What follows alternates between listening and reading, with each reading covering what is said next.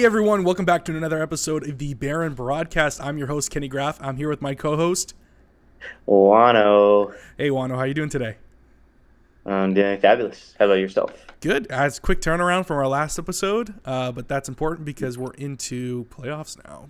Tournament Playoff play. season, baby. Whatever you want to call it is exciting. So let's jump right into our recap and results from the week. We only had 2 games to look at, so let's just jump over to that right now.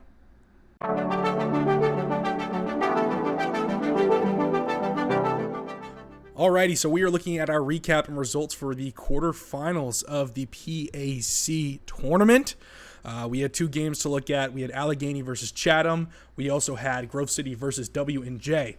Our predictions for this game was, I said it was going to be Allegheny W.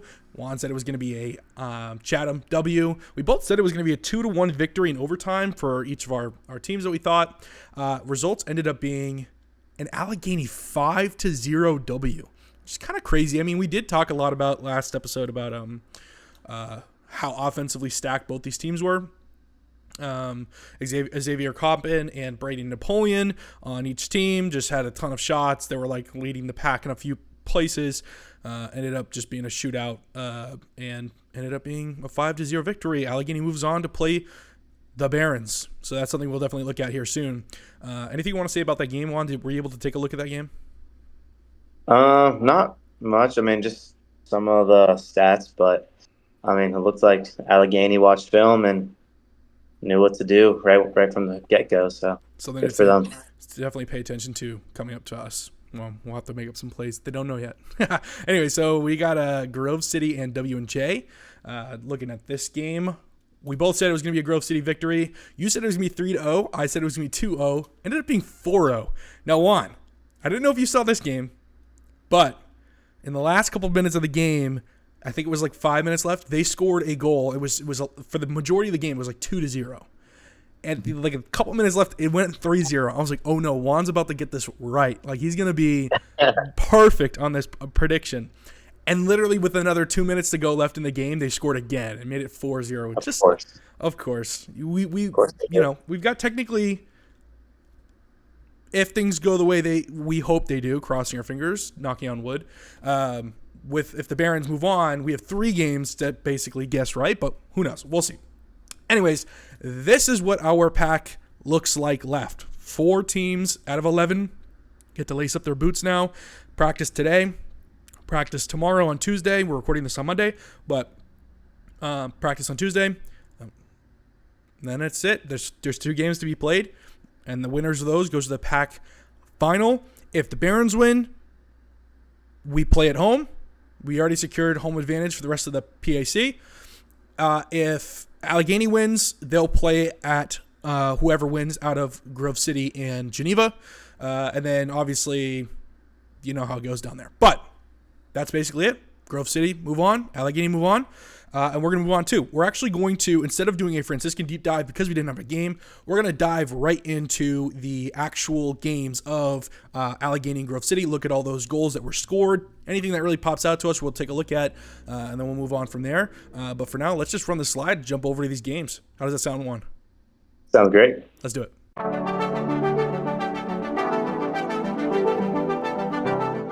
All right, we are looking at the Chatham-Allegheny game. Unfortunately, their first goal, for some reason, the broadcast cut out and ended up being a 1-0 goal, actually, during that cutout, as you saw right there. Chatham's going to have some great opportunities. Amazing saves by this goalkeeper, by the way. He was doing really good. Chatham had definitely some opportunities to score, unable to really do so. But we're just going to hop around really quick here and go look at all the goals for Allegheny and Chatham very briefly, see if there's anything we really want to peek out here. This seems like it's going to be the next goal here for Allegheny. I think this is just a stolen ball, potentially, if I remember. And then just a boot up top here. Let's see. Long pass here maybe. Yep. Flicked on. Again, send him through. Backline just not paying attention too much. Going to go out to his left foot.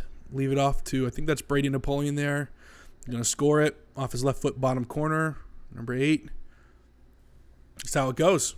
So we got a couple more goals here to look at for Allegheny. Just going to peek through here again. Seems like they scored right before the half too. It must have been a PK. Somebody must have gone down. Let's go look at that penalty here. Take it in. Let's see. It's going to go in. And tripped. I don't know about that one too much. Juan, what are you thinking about that little foul? I don't know. I mean, it's kind of tough to see, but Okay, the ball goes by him. I think it was a little bit of like a dive, a little bit of contact. I don't know. Yeah, I think he sticks his knee out a little bit, but I mean, you're going to call it the way you do. That was the ref's going to call a PK there. Obviously, I think Brady comes up here and scores this. That guy earlier was not Brady Napoleon. This is Brady Napoleon, number 15. He's going to take this ball. I think he's going to score. Bottom left, keeper got to it. Just bounced off his knees and went in. Wow, okay. There it is. That's the third goal. Let's get to the last two here. It's halftime. Pay attention to right here. This is going to be coming up here. All right, we're skipping through here. Here it is. Looks like it's going to be a cross. Just unfortunate defense from Chatham here to not stop this play. Maybe a few men out of place. Anything poke out to you here, Juan? Maybe a long pass there. Anything you want to say on this one? No, I mean, it's definitely something you have to watch out for. Because I know Allegheny usually likes to cross the ball in like that, and that's how Geneva scored their first goal against us. So, yeah. I didn't realize how tall Brady Napoleon was. This dude's tall. You're 15. Anywho, let's keep going to the last goal here. I think it comes pretty late here, maybe. It's just kind of the dagger here.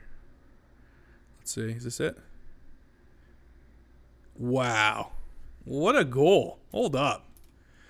Pretty good finish. Yeah, that was a great finish. Keeper maybe just flat-footed. Yeah, it looks like he just mistimes this. Keeper takes a couple extra steps. Looks like he was blindsided almost a little bit. Yeah. I don't know there. You don't run over, celebrate with this team here. All right, we're going to have to pay attention. See, that guy on Allegheny, I think, might have cut off his vision a little bit. Oh, you think? Number 9? I mean, I don't know. I can't see what number he is, but right here, this guy right here. Yeah, that guy. Yeah. Yeah, maybe a little bit. It's just weird how he didn't move. He didn't move until the ball was already at like the PK spot. Yeah, that's so interesting. I mean, I don't know. Just from this angle, I feel like that could happen, but if not, then it's just bad goalkeeping. Yeah, you just got to be. I just think he was flat-footed a little bit, just caught off guard. I mean, 7 minutes left. You're down 3 or 4 already goals at that point. You're not going to do much, but just something to pay attention to offensively. Again, excited for his team. I mean, I would be excited too if you had a goal like that. But yeah, that's basically it. Let's jump over to the Grove City and W&J game. Wow, I totally forgot their name for a second.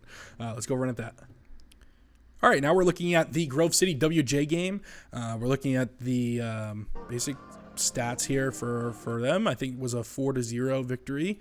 We're going to look at their first goal here. It comes pretty late, actually, in the first half. I believe it's somewhere around here. They scored, I want to say, right before halftime, but the score on the screen didn't update. It's right here. Yeah. It's going to be, let's see. So we have to imagine this is what Grove City is going to play like against Geneva here. Just being selfish with the ball is important, I think, against Geneva, or also finding the open man. It's like one or the other. You have to decide. This guy's going to be, taking himself, pass up the middle, kind of pull a couple people and just rip it up top. I mean, you got to time when you need to be selfish and when you need to pass the ball around. That's what they did. Found the open man. Ball ripped up top ends. Again, if you can do that against Geneva and catch them off guard on the heels, I mean, that's how you beat him, I guess. But still, is Geneva going to let Grove City take that many opportunities like that? I'm not sure. What do you think about that first goal, Juan? That looks just like Grove City. That's I feel like a lot of the goals are like that. They play around with it. They're a very fast and technical team. So yeah, that kind of just reminds me of most of their goals that they score. So Yeah, absolutely. All right, let's gotta get to watch this it. next one here. I think it came in the second half, 1-0.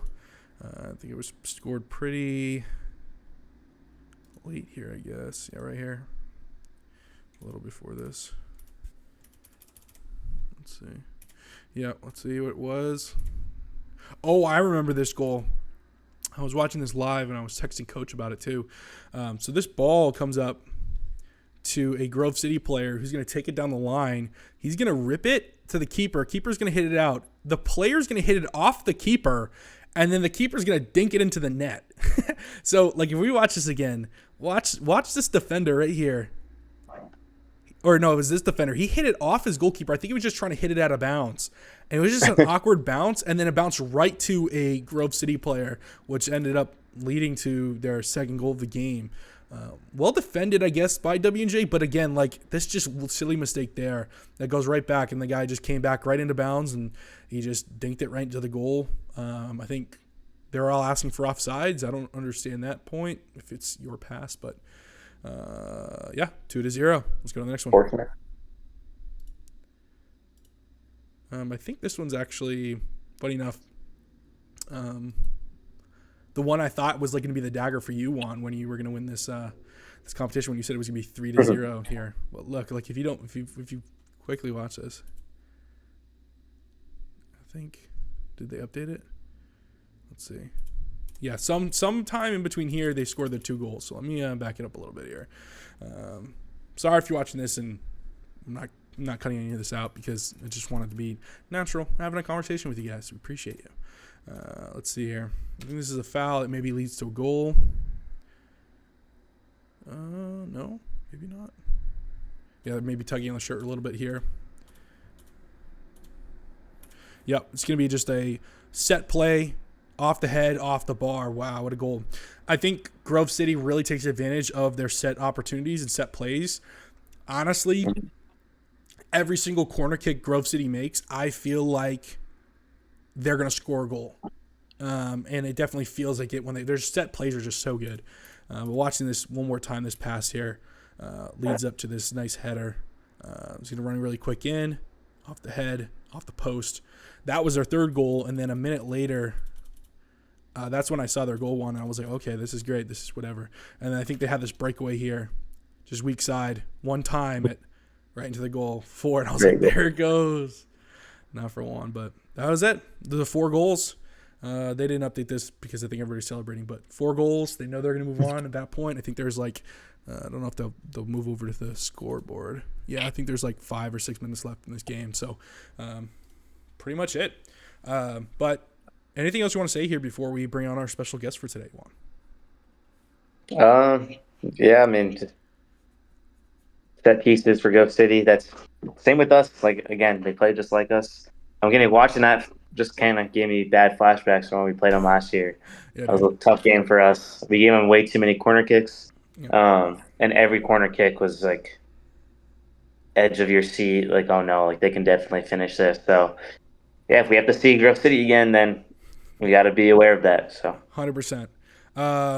Yeah, with that being said, let's move on. We've actually had this person on before individually. I know we've had Ryan Miller on, I think, like 3 times now. But individually, this person's only been on once before. I think he knows the team better than anybody, I think, in the world, potentially. Any other hints you want to give before we bring him on? Great guy. That is an understatement. Great guy. Well, let's handsome. see. Oh, handsome. That's a good one. We're going to just run the clip and see what it is today.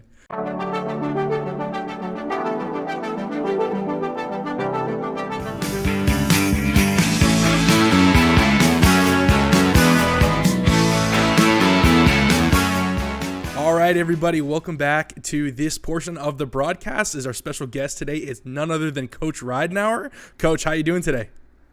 I'm great. How are you guys? Doing pretty well. Juan, how about you? Better now. You didn't hear it, Coach, but Juan called you handsome a little bit ago. Oh, he's trying to get some bonus points, I think. I think so. That's good. He has no eligibility left. I don't know what he's trying to get out of him, but maybe some playing time. In the alumni game, right? Hey, I think You're doing a great job. Can I make one recommendation for this episode? Yeah. My Dodgers just beat Jax's Yankees. So instead of New York, New York, can we get a little I love LA at the end of this episode instead of Jackson's New York, New York? Yes, we can definitely do that for you. We can think about it. That would be tremendous. Okay, or one special request for today's episode. That's great. Obviously, the space that we are now is very different from the first time we talked with you, Coach. You are actually, I was telling Juan about this earlier, you're the only person we've had on twice that's been a solo. We've had Ryan on 3 times, but in 3 different occasions. So you're the first solo returner for the broadcast, which is great to have you. Obviously, you know the team better than probably anybody else in the world, maybe other than the players. But just jumping in here, I wanted to ask you quickly, just to recap, obviously, our season. Where we were from our last conversation to where we are now, how we've progressed, the teams we've played, just to kind of run us back through the kind of little bit of the history of this year. Yeah, of course. So, I think the non-conference schedule was the hardest non-conference schedule we've ever played. Going to Kenyon, going to Capital, having Penn State Barron here, Marietta, going to Mount Union, our only loss so far. That really tested us early. We have an experienced group this season. We have most of our guys back from last season. I know you guys have talked about it before. I think we talked about it last time. So to test these guys in non-conference games is super important, and I think really helped us prepare for the PAC season. The PAC, tough as always. There are no easy games, and I think we talked about that last time. Going into the PAC season, last year the 11th place team, I think, tied the first place team in the regular season. So anything can happen. And you saw, I've heard you guys talk about all the ties packed, and I think that kind of shows you how even everyone is in the pack. You have maybe an 8th place team tying a 2nd or a 3rd place team or whatever, or even some teams that were middle of the pack, bottom of the table. I think they even tied Geneva when they were at the top, and the same with us. We have some ties in there also. So the PAC regular season was super difficult, and I think the non-conference schedule helped us prepare for the PAC season. To come out in first place, for the first time in my 4 years, and the first time in school history to come in first place in the regular season in any conference, I think is a great accomplishment.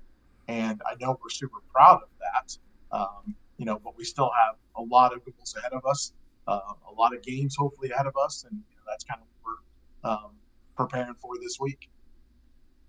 That's great. Yeah. Well, Coach, obviously you've had a lot of success in the regular season, conference season so far, but I was actually wondering, what are some keys to success in this playoff season, do you think? Yeah. So, I think if we can keep doing what we've been doing, keep focusing on what we've been focusing on, which, your interviews this season with the players have been tremendous, and to hear them kind of repeat the same things that we're really focusing on makes me a proud head coach of this program. And I think all of your interviews, I think every guy has said shutouts, team defense, shutouts, team defense, and that's kind of what we have been focusing on all season.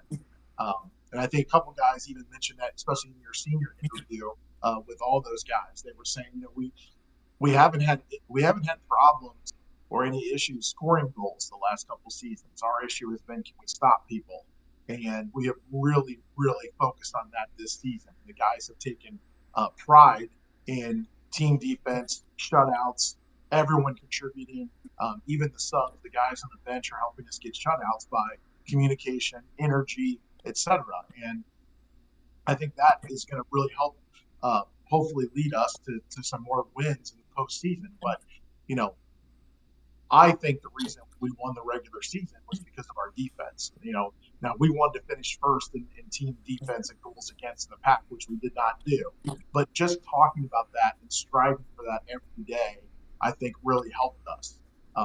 It's hard to get shutouts, and for us to focus on getting as many shutouts as we can, I think really helped us.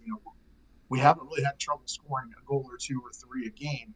And if we can get more shutouts this week, next week, hopefully in the NCAA tournament, moving forward, I hope that will really help us. Yeah, and I know a lot of the players.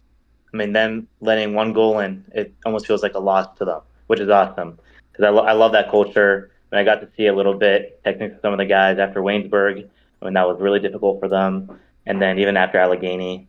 I mean, they won 5-1, and everyone was still a little upset. So it's a good thing. Yeah, absolutely. 100%. We walked on the field at Allegheny. We were a little disappointed that we gave up a goal because I think they felt like we could have got a shutout that day. But hopefully we can get back on the shutout streak this week. Allegheny's a really difficult team to defend. They have probably one of the best attacking players, if not in the conference, definitely in the region. And he's a load to stop up top. And they have some midfielders and some outside backs that love to attack and get forward. So it's not going to be an easy task. And for us to get a win against Allegheny on Wednesday night, it's gonna come down to team defense. Can we shut these guys down? Yeah, I think that's really important, especially from the focus of what you guys have been doing this year. I just wrote down a couple things that I wanted to kind of touch on a little bit that we had mentioned before, or you coach had mentioned before that I was listening to, was one. I want to jump back really quick over to those player interviews that you were talking about my experience of talking with the guys. And Juan loves to say it, and I love to bring it up that he says it, but putting the athlete and putting the student athlete is something that these guys love to do. And just listening to them have in-depth conversations, just out of soccer aside, these guys are all gentlemen. They take care of business on the field and off the field. It's so awesome to see these guys be so locked in multiple aspects of being a student athlete, which is super great. So I want to commend you guys on that. The second thing I wanted to talk about was you mentioned before my first question here, how important all those games were in the season, from all the ties to some of the lower seeds beating the higher seeds. We saw how important that was because Waynesburg, who was came in with a great out of seat conference season, came in and didn't even make the tournament because they got booted out by a tie or a loss to W&J. And how important every single game is for these people, and that's why you see the Barons here be frustrated when they let up a goal, because they know that it's not only one goal. They see that other people see that they can score on us, and that becomes an issue for future games and things like that. I just wanted to mention that as well. The third thing I just wanted to ask about is, I know you briefly just talked about Allegheny coming up here, but I'm curious about preparation.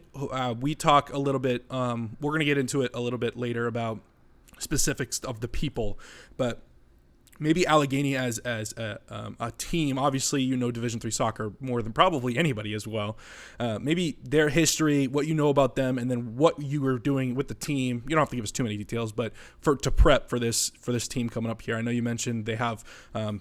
Now with their leading goal scorer, Brady Napoleon, obviously is a weapon up top, and we've talked about it in the past where this is an offensive team, and it's kind of funny because if you look at the bracket, it's Franciscan and Allegheny. That's total offense. And obviously Franciscan has defense too, but I mean offensively they're ranked, right?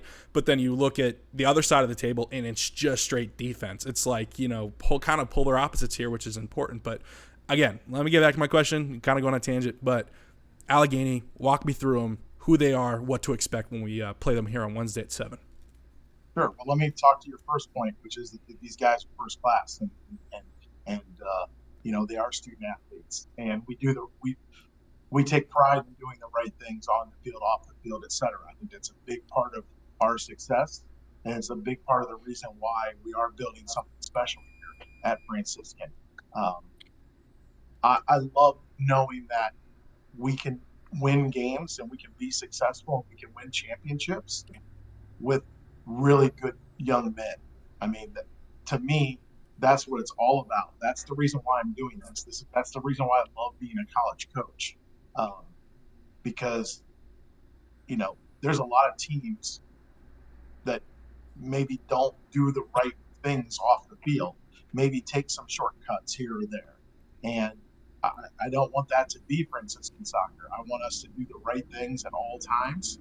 And yeah, there's going to be guys that make mistakes on and off the field and learn from it. And we've got to take that as a team and a program and a brotherhood, like the guys have talked about, and figure out, what went wrong, and let's make sure it doesn't happen again. But, walking off the field at Geneva, knowing that we just won the regular season and got the number 1 seed with the group of guys that we have makes it even more special. And it's not, we didn't take shortcuts. We didn't, we did things the right way and found a way to win. So I am super proud of that. And that's the whole reason I'm doing that. In regards to Allegheny, preparing for them, fortunately, we played them recently, 2 weeks from game time, we played them 2 weeks ago. And, the guys have watched the film. I'm going to ask them to watch the film again tomorrow before our team meeting. When we show up at the team meeting tomorrow night to prepare for Allegheny, we'll talk about, we'll review the scouting report from last time. We'll talk about what their strengths are, how we're going to try to attack them, how we're going to try to defend them. A lot of this in the postseason, I know you guys have heard this in my TV before, a lot of postseason games are won or lost on restarts, corners, free kicks. Maybe you foul a guy right outside the box. You guys have seen us win games or, come from behind on a restart goal. And we've lost games on restart goals. So all the X's and O's are great and are important, but it could come down to one corner kick. It could come down to one free kick that maybe one team wins a loose ball in the box and one team doesn't. And that's what the difference is. So while we're going to prepare for X's and O's and knowing where we're going to be, what we're going to do, all of that may not matter. It may come down to a corner kick with 30 seconds left, and the ball bounces one way and it doesn't bounce the other team's way. And we have to be prepared for that also. So, I know the guys are super excited to be playing at home in front of a great crowd. I'm sure we're going to have a great crowd. It's going to be a whiteout from what I've heard. Our guys love playing here. We've got a great facility, great fans, great support. And I know they're looking forward to getting out in front of everybody and hopefully advancing into the PAC championship game. That's incredible. Thank you, Coach, for spending the time to be here. I know there's a lot of preparation that goes into all of this, so thank you for taking the time to speak with us and giving us a little bit of more insight into the team. Anything else, Juan, you got for Coach before we maybe call it quits here? I did want to add something, more of a comment, but just for the viewers about the first class. I mean, when we interviewed all the seniors, it was funny. I thought it kind of reminded me of like being in a meeting before practice because they're using your special phrases, Coach. A lot of them. I just remember sitting in team meetings, it was like that. But also, I'm pretty sure as we speak, they're also celebrating Team Math. We have the best team chaplain, Father Jonathan St. Andre, who cares about the team a lot. The alumni, everyone, he's the best.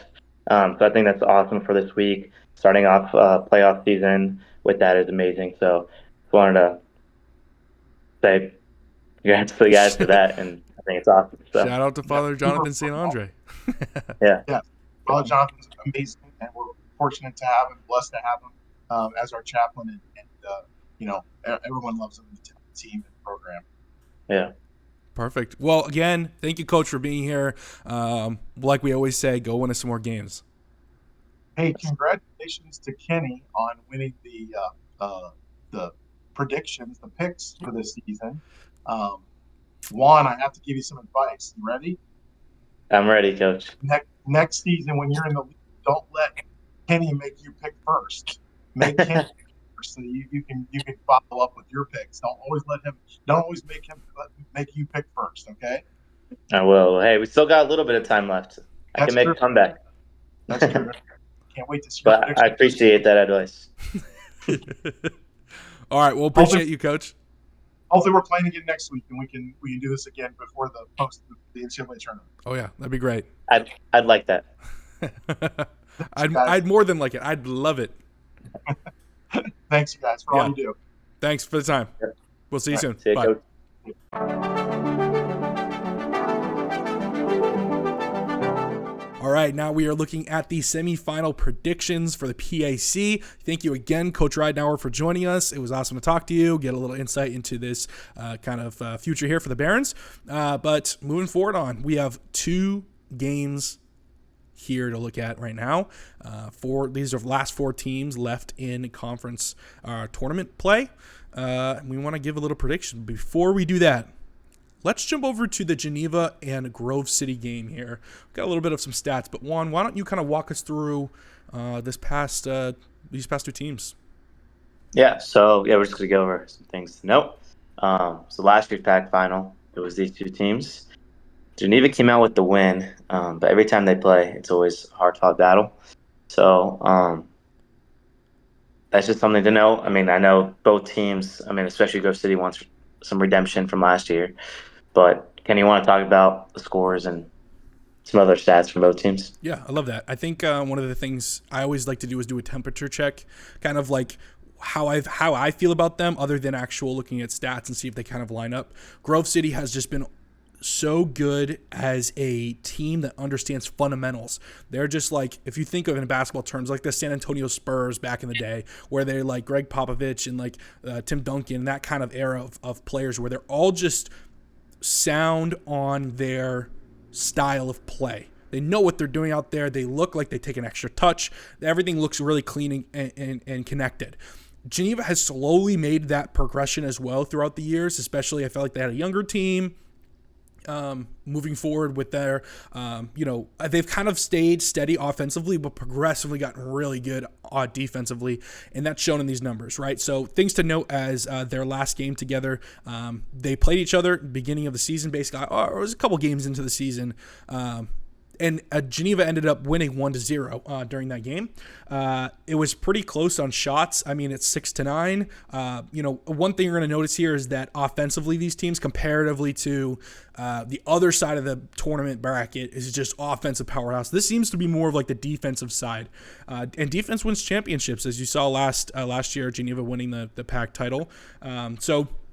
That being said, you'll see not that many shots, but not that many saves either, like you said. But corner kicks, again, only 6 combined between the two. Not really many stats, not many yellow cards. A clean game. Only goal came to Will Dunda, which was a pass back from like a sideline play. It was like, a baseline play. He passed it back. Will Dunda just shot that like straight up into the net, right past the keeper, and was able to score the goal. So, there's just some things to note on that last time they played. And then I just kind of want to look over these important people, right? We got Noah Gray over at Grove City. He's played 17 games, has taken 43 shots. He's an 8th right now in that. Shots on goal is 9th with 18. And he has 8 goals on the season, which is tied for 6. Again, not really necessarily offensive, but defensively, these guys have been pretty good. PAC points, he's got 19, which is 7th. In 7th best in the PAC. And then we move over to Geneva, which is a little more spread out. They don't really have that one person that really does anything. However, George Cottonen, he's played in 17 games. He has the 4th most shots, which is 51. Shots on goal, he's got 19 and 7th in the PAC. And then you have Carnell Kerr, who has played, has 7 goals, and that's tied for 8th. I think is tied 8th. And then Carnell Kerr also has, in PAC points, 18 points, which is about 9th. Again, offensively, these guys aren't somebody who's going to be at the top of the table. However, defensively, we're looking over here. If you big letters, I put it out there. Geneva is ranked number 2 nationally in defense in Division III men's soccer. .353 GAA with 9 shutouts. It's just incredible for a team in the PAC, really putting the PAC on the map, especially on the defensive side of things. Something to look at. And then Franciscan's actually ranked nationally in offensive, but we're going to focus on that right now because we're talking about this game. But one thing to notice also is that Grove City, when you've seen it in interviews with Coach Ridenauer and other people, Grove City plays just like Franciscan. He said, Coach in an interview had mentioned that it's really interesting to watch them play against us because we look like we're playing against a mirror. It's just, extra touches, looking throughout the defense. Everybody plays defense, everybody plays offense. It's just how it goes. It's just, unfortunately for Grove City, Franciscan's been able to outplay them in that way. But for now, we'll just move on from there. But let's make our predictions for this game one after kind of hearing all this information for this first game. What are we thinking? This is a huge game, actually, because, I mean, we have the number 2 team playing the number 3 team. We expected them to play each other, but what are we thinking prediction-wise for this game? Yeah, I'm kind of thinking, I don't know. I want to say 1-0 or 2-1 Geneva. Okay. I guess I got to pick one. I feel like they're going to win by like 1 goal. It could be really similar. I don't want to say 1-0 because that's like what it was. Yeah. But it could, I don't know. I'll say. We gotta Actually, pick a I'm winner. just There's no my more gut. ties, so Yeah, I'll pick Geneva 1-0. I'm just going to go with my gut here. okay. But, yeah. How about you? So we're gonna go 1-0 Geneva. I might join you. I'm not sure 100% yet. And you said 1-0, 1-0. They're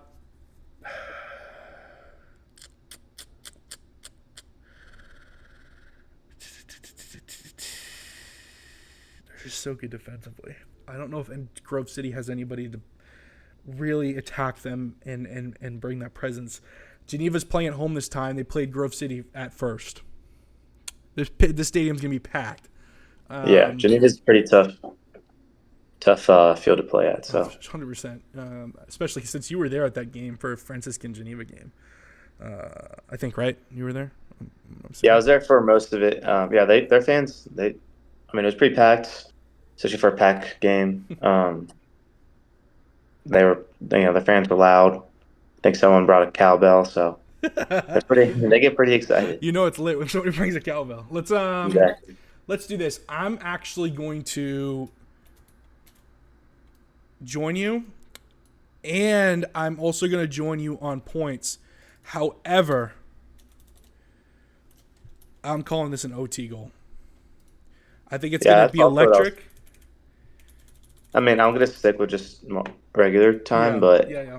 I feel like Grove City, they're definitely able to take Geneva into overtime. I just think it's going to be Geneva's very hard fought. Yeah, I think Geneva's just going to be too defensively sound. I think Grove City, again, is just going to come out. They're going to be so well prepared for this game. They don't have anybody else to focus on. Geneva is coming off a bye. Grove City is coming off of fresh legs, or not fresh legs, but like off of a game where they're more, I don't even know how to say it, like physically prepared for this game as well, in terms of like strength, not really in terms of rest. So again, I got to give it to Geneva here. That bye is going to help a huge. But anyways, let's not focus on this anymore. That's our predictions for that. Now let's look over at our thoughts for the Barons in Allegheny. We're looking at a 5-1 victory last time we played them for the Barons. We played at Allegheny on turf, which is weird for Allegheny because they have a grass field. I guess through conversations I found out that the reason we played on grass was because the week we played them, or this year that we played them, last year, Allegheny had a game where our team was not very happy with the way the grass was, and it was like raining that week. So they specifically this week, or I don't know how to word this, they specifically this year took that week and said it's going to be on turf just in case we get the same rain we did last year. So that's why we played on. That's the reason we were given about why we were playing on grass that time. But again, you see how it was on turf. Barons able to win 5-1. We actually broke down that game because obviously we break down every Barons game. So it's not much to really look at. We have already said anything. But again, you got to look at this. Allegheny had more shots than we had that entire game. We just finished more. We had about same saves. Everything was pretty even. I would not be surprised if this game ends up being more even than it was the last time. We definitely can't overlook Allegheny. They have progressively getting more offensively sound. Again, we're going to look at Brady Napoleon over here for Allegheny. He's played 18 games, shot 58 goals. That's third in the pack. Shots on goal is 36, second in the pack. He now has the most goals in the pack with 18. He's passed our Lucas Cross, Lucas has only played, I think, in 16 games, though, so he has 2 more games than Lucas, but that's, I mean, nothing to, I mean, he just wasn't there for those games, so you can't, you know, you can't cut him some slack for there. But anyways, pack points, he is tied for first with Lucas Cross with 38. He's played 20 games, or in 20 games, which is first again. I meant to say that it was 20 games up here. That's 18. He's actually played in 20. Shots taken is 294, which is second. And that's second, or no, shots taken as in Allegheny altogether, not just him. Allegheny altogether has taken 294. Franciscan is right above them with, I think, like 4 more shots. But here's the thing. They foul a ton. And it's not like hard fouls, because if you notice their yellow cards, they only have 25, which is 7th in the pack. But they have 194 fouls, which is second most in the pack. So it's something, they're like little nippy fouls. You know what I mean? So it's like not anything too aggressive. They're 5-on-5 on PKs. I think Brady Napoleon's taken all of them. Goals allowed is 34, which is 4th in the pack. So they have let up a lot of goals, but in the 4th most. But something, you know, to keep an eye on. And then the last couple things I just want to keep an eye on is not only is Brady Napoleon pretty good here, but I just want to look at a few other people. Will Gruka, he's got 1 goal in 5 different games, so he's got 5 goals. And 6 assists. So he's assisting a lot of the Brady Napoleon. You got number 10, Cliff Weaver, who's got 1 goal in 4 different games. So 4 goals total with 4 assists. And then their keeper, Caden Bennett, his GAA is 1.69. So he's letting up a few goals like we have mentioned over here with 34. But again, it's just going to come down to an offense, if your offense can be better than our defense. Which leads me into our predictions here. I think this is something that we got to look at. I think it's going to be offensive game. A lot of goals being scored, in my opinion, but I want to hear from you on what are you thinking? So I'm thinking, Allegheny has pretty good goal scorers. I think their goal against us in regular season was pretty lucky. And I know the team's really mad about letting up that shutout. So I think we're gonna shut them out this time. I know the guys are definitely taking that into this game. So I'm gonna say the Barons will win. I'm gonna go with 5-0. I think Dare definitely wants to score more goals. Okay. All right. I think he'll be locked in. Definitely taking more shots and dribbling a little bit more. I think against Geneva he was being a little bit too selfless. Yeah. Trying to assist people. So I think he just needs to take more shots. Hopefully he does, because he's really good at it. So Wow. Okay. I'm gonna do 5-0. 5-0. 5-0? Yeah. Gotcha.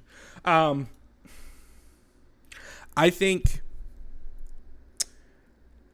we played one of our worst halves, our first half against Allegheny, and we scored, I think, 2 goals in that half all season. I mean, I know I texted Coach after the game, and he was talking to me about, you know, that half and how he was using, you know, he had to, you know, tell the team, guys, this is not good. This is not Baron soccer. And we were up 2 goals.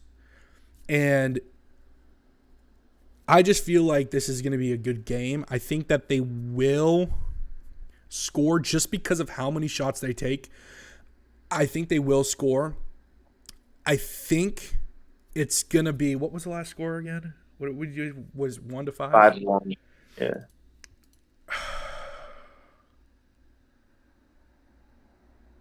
I want to say 5-1 again, but I think for the sake, I'm going to go. I'm going 4-1, and I'm only going to say that because I think there were some goals that we had that Allegheny's going to try to fix, but I also think their back line isn't. I don't want to be rude, but isn't the best in the pack. I just don't think they can keep up with us. Not at all. Well, that's good confidence to have, I guess. Yeah, I mean, 4-1. I think we do let up one. Again, I can't discount Brady Napoleon playing. He played defense at the beginning of the season. Like, I don't know if anybody really knows that, but I guess he was a defender at the beginning of the season. And then something switched where they're like, we need to put him up top. And then they put him up top, and he started scoring all these goals. I mean, I watched some of that Allegheny game. Dude, he is legit. He's somebody we got to keep an eye on. I don't know how coach is going to take it on necessarily yet, but something we're going to, definitely have a conversation about. But that being said, I think we're pretty much at the end of this. Go Barons. Thank you to everybody who's watching the episode today. Please like and subscribe, share the episode, whatever you can do to help support us. We'd appreciate it. This is our predictions, and hopefully we'll see you for next episode and talk about potentially a PAC championship. So anything else, Juan, you want to say before we listen to some Frankie Sinatra? Tune into the live stream if you can't make it out there, but you can make it out to the game. I know the boys, the lads will definitely appreciate that. We need the fans there for sure. So make it out if you can. Alrighty. Good luck, everybody. Barons, go into some goals. Games, I guess. I don't know. That's enough talking. All right. Peace out, everybody. We'll see you soon. See ya. Love you. Bye.